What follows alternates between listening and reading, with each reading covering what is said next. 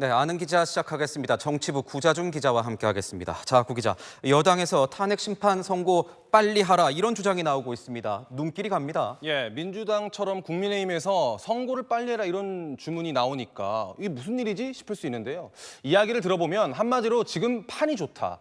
자신감에서 오는 빠른 선고 주장이다 이렇게 읽힙니다. 판이 좋다. 왜 판이 좋다는 거예요? 내일부터 정치적으로 빅 이슈들이 예정이 돼 있죠. 한덕수 총리의 탄핵 선고가 내일이고요. 이틀 뒤에는 이재명 민주당 대표의 공직선거법 항소심 선고 일정 잡혀 있습니다. 한 총리는 직무에 복귀하고 이 대표는 유죄가 유력하다. 이게 여당 내 기류거든요. 여세를 몰아서 대통령 탄핵 역시 긍정적으로 결론 내기 적절한 그야말로 타이밍이다 이겁니다. 구 기자, 그런데 기억을 돌이켜보면 사실 탄핵 초기만 해도요. 대통령 쪽에서는 절차나 과정에 어떤 문제 같은 걸 하나하나 문제 삼으면서 최대한 시간을 버는 모습을 보이지 않았습니까? 사실 결론은 어차피 헌법재판관들의 몫이겠죠. 그런데 탄핵 초기보다 지금 그 재판관 구도에 있어서 불리하지 않다는 판단이 있어 보입니다. 쉽게 말해서 대통령 탄핵 인용을 결정할 재판관 6명이 안 모였다는 겁니다. 여당에서는 오늘 시간은 우리 편이라는 말도 나왔습니다. 그러면 앞서 구 기자가 말한 빨리 끝내야 한다. 이게 시간이 갈수록 유리하다는 입장과는 좀 상충되는 거 아닌가요? 변수가 싫다는 겁니다. 탄핵 국면에서 무너지지 않고 여기까지 온 것처럼 하루하루 정치 상황이 어떻게 변할지 모르니까요.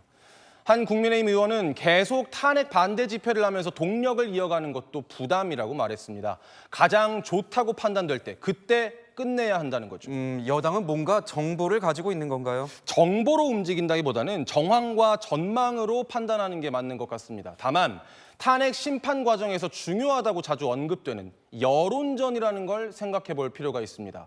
결론 이제 빨리 내자, 빨리 하자 이런 자신감 있는 모습을 비춰주는 것 자체가 지지층에게는 메시지일 수 있겠죠. 민주당도 결론을 빨리 내라고 하는 건 같아요. 여당의 주장이 자신감이라고 한다면 야당의 주장은 일종의 불안감일 수 있습니다. 대통령 파면을 당연하다고 여겨온 입장이라면 선고가 늦어지는 연유에 의문이 클 수밖에 없죠. 천막 당사라든지 정확한 선고 일자를 지정해서 촉구를 한다든지 일종의 압박 카드인 건가요? 무엇보다 지지층의 여론을 의식한 카드를 꺼낼 수밖에 없습니다. 뭔가 잘못되고 있는 거 아니야? 이런 불안감을 불식시키기 위한 카드죠.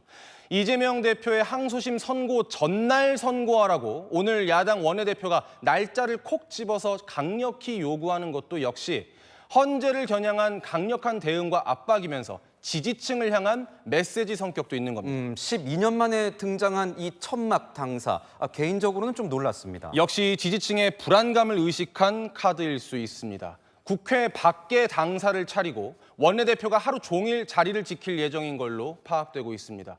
광화문이라는 장소는 과거 박근혜 대통령 탄핵 당시 촛불 집회가 열렸던 장소죠. 이런 상징성 역시 강조하고 싶은 것 같고요.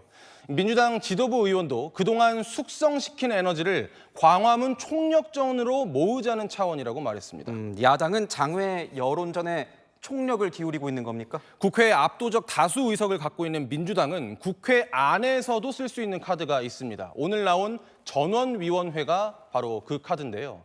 국회의원 전원이 논의해서 국회의 뜻을 결정하는 회의 같은 겁니다. 국회법상 국민의힘이 동의하든 말든 민주당 의원들만으로 진행이 가능합니다. 헌재의 빠른 파면 선고 압박에 입법부인 국회의 이름도 동원하겠다는 겁니다. 민주당도 할 수 있는 거 다 해보자는 상황입니다. 네, 잘 들었습니다. 지금까지 아는 기자였습니다.